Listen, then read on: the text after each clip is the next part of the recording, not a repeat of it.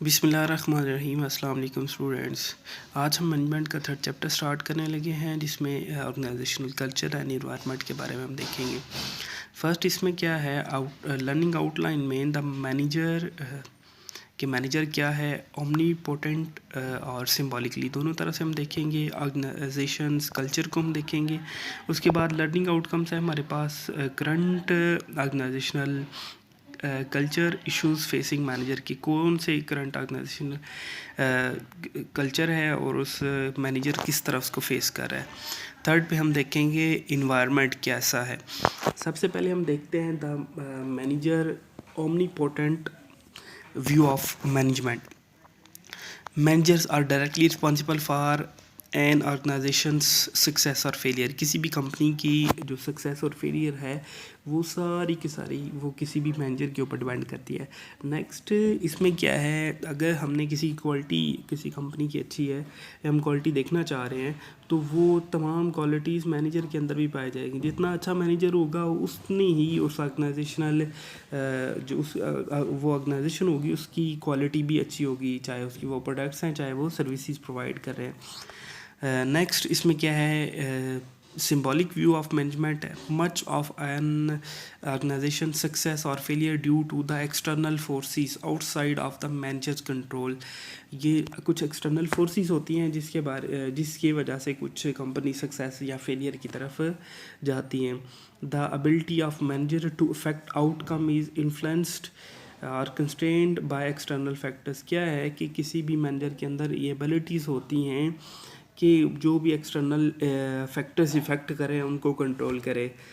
इसमें हम देखते हैं फर्स्ट में उसने बताया कि द इकोनॉमी मैटर करती है, एक फैक्टर है, आउटसाइड फैक्टर है जो किसी भी कंपनी को इफ़ेक्ट करता है। नेक्स्ट है उसके कस्टमर्स हैं, गवर्नमेंट पॉलिसीज़ हैं, कंपटीटर्स हैं, इंडस्ट्री कंडीशन है, technologies and actions of the previous manager.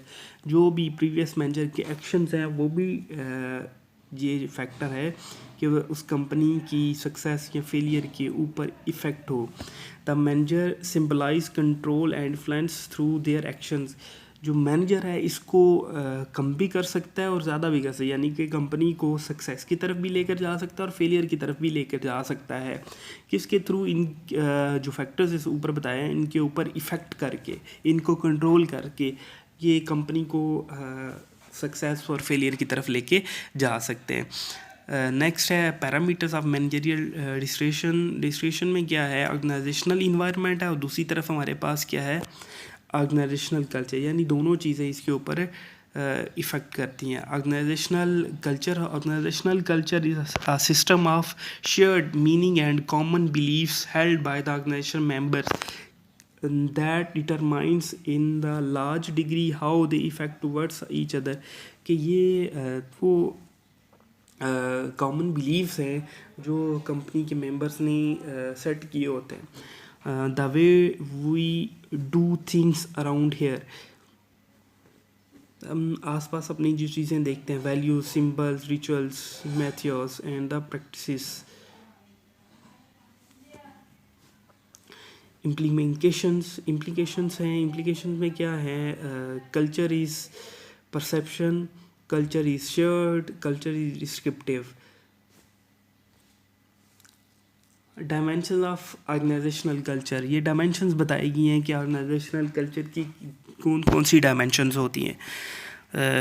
Right side से हम स्टार्ट करते हैं। सबसे पहले क्या है, outcome orientations, the degree to which managers focus on results or outcomes rather than how these outcomes are achieved। क्या है, ओरिएंटेशन है आउटकम्स का कि किस तरह हमने आउटकम्स को अपनी को अचीव किया है। उस नेक्स्ट है, अगर राइट साइड की हम the people orientation, the degree which management decision take into account the effect on people in the organisation, के किस तरह ऑर्गेनाइजेशन के लोगों के ऊपर जो भी डिसीजन लिए जाते हैं वो किस तरह इफ़ेक्ट करते हैं। नेक्स्ट है टीम ओरिएंटेशन। टीम ओरिएंटेशन में degree to which work is organise around team rather than individuals, कि किस तरह इंडिविजुअल्स की बजाय टीम वर्क के ऊपर जो भी हम काम करते हैं वो किस तरह इफ़ेक्ट होता है। ये भी एक ऑर्गेनाइजेशन कल्चर है। Aggressiveness, the degree to which employees are aggressive and competitive rather than cooperative, कि किस तरह अगर हम अग्रेसिवनेस पाया जाता है कंपनीज एम्प्लॉयज़ के बारे में एग्रेसिवनेस पाया जाता है या किस तरह कोऑपरेटिव काम करते हैं, तो ये भी ऑर्गेनाइजेशन का कल्चर है, ये भी इफ़ेक्ट करता है उसकी आउटपुट के ऊपर। Stability, the degree to which organizational decision and the actions emphasizes maintaining the status quo। इसमें क्या है, स्टेबिलिटी के किस तरह ऑर्गेनाइजेशनल के जो डिसीजन है वो एम्फसाइज करते हैं, वो देते हैं किसी भी उसकी प्रोडक्शन के ऊपर। Innovation and risk taking, the degree to which employees are encouraged to be innovative and to take risk, किस तरह एम्प्लॉयज़ नई इनोवेशंस के ऊपर इफ़ेक्ट करते हैं या किस तरह वो रिस्क लेते हैं। Last pay attention to detail the degree to which employees are expected to exhibit precision analyse and the attention to detail, के किस तरह एम्प्लॉयज़ हैं इसकी अटेंशन और डिटेल्स को देखते हैं। नेक्स्ट है एक कंस्ट्रक्टेड है ऑर्गेनाइजेशनल कल्चर के बारे में डायमेंशंस हैं अटेंशन टू डिटेल जो भी हमने पढ़ी हैं। एक ऑर्गेनाइजेशन ए है और एक बी है।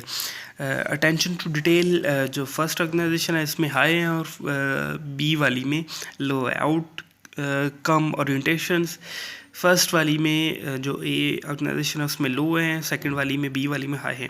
पीपल ओरिएंटेशन फर्स्ट वाली में लो है, सेकंड वाली में हाई है। टीम ओरिएंटेशन में क्या है, फर्स्ट वाली में लो है, सेकंड में हाई है। अग्रेसिवनेस फर्स्ट में लो है, सेकंड में हाई है। स्टेबिलिटी फर्स्ट में हाई है, सेकंड में लो है। Innovation and risk taking first में लो है, सेकंड में हाई है। तो स्ट्रॉन्ग वर्सेस वीक है culture. Strong cultures in which key values are deeply held and widely held have a strong influence on organizational members।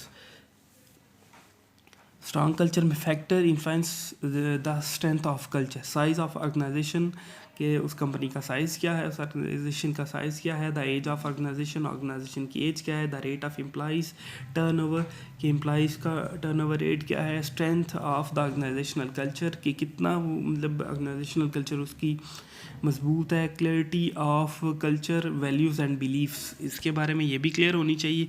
Benefits of strong culture creates a stronger employees commitment to the organization, aids in the recruitment and socialization of new employees, fosters high organizational performance by the installing and promoting employees initiative। सबसे पहले benefits हैं कि benefits होते हैं किसी भी जब भी स्ट्रॉन्ग ऑर्गेनाइजेशन के उसके जो एम्प्लॉइज़ हैं वो कमिटेड होते हैं वो और इसके साथ साथ एंड रिक्रूटमेंट एंड सोशलाइजेशन होती है। नेक्स्ट है organisational culture. Source of organisational culture, organisational founder vision and the mission, कि आपकी ऑर्गेनाइजेशन का फाउंडर का विजन और मिशन क्या है। पास्ट प्रैक्टिसेस ऑफ ऑर्गेनाइजेशन, जो भी पास्ट में किया हुआ है organization. The way things have been done, the behaviour of top management, के टॉप मैनेजमेंट का बिहेवियर क्या है हमारे साथ। नेक्स्ट है हमारे पास strong and weak cultures. Value widely shared, कि जो भी वैल्यूज़ होती हैं स्ट्रॉन्ग कल्चर में वाइडली शेयर की जाती हैं। Value limited to few people, जो भी वैल्यूज़ होती हैं उस ऑर्गेनाइजेशन की few people usually top management तक यही रहती हैं उसकी values. Culture convey consistent message about what important, कि जो भी मैसेज होता है इम्पोर्टेंट वो डिलीवर किया जाता है। लेकिन वीक कल्चर में ऐसा कोई सिस्टम नहीं होता. Most employees can tell serious stories about companies history heroes. कि कंपनी स्ट्रॉन्ग कल्चर में क्योंकि वो उसका अच्छा इमेज होता है तो वो बहुत सारे एम्प्लॉयज़ उसकी स्टोरीज़ के बारे में मतलब नेक्स्ट न्यू एम्प्लॉयज़ से डिस्कस करते हैं. Employees have little knowledge of company history of heroes. कि थोड़ा नॉलेज होता है एम्प्लॉयज़ के पास उसकी हिस्ट्री और नॉलेज की. Employees strongly identify their culture. कि एम्प्लॉयज़ आइडेंटिफाई होते हैं अपने कल्चर के बारे में, अपनी ऑर्गेनाइजेशन के कल्चर के बारे में. Employees have little identification with culture. कि वीक कल्चर में थोड़ा सा नॉलेज होता है उसको अपनी कल्चर ऑर्गेनाइजेशन कल्चर के बारे में. Strong connection between shared values and behaviors. के स्ट्रॉन्ग कल्चर में स्ट्रॉन्ग कनेक्शन होता है वैल्यूज़ और बिहेवियर्स के बारे में, और जबकि लिटल कनेक्शन होता है वीक कल्चर के बारे में.